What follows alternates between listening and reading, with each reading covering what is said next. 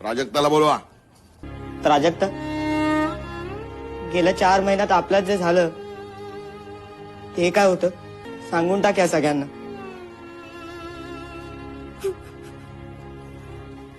की आपल्यात जे होतं ते प्रेम होतं.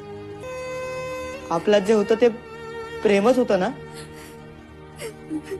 तू हा बोललीस काय किंवा मग नाही बोललीस काय? हा पण नाही येणार परत तुझ्या आयुष्यात, कारण आपल्यामुळे होणारा त्रास बघवणार नाही आपल्याला. फक्त तू सगळ्यांसमोर सांग की आपल्यात जे होतं ते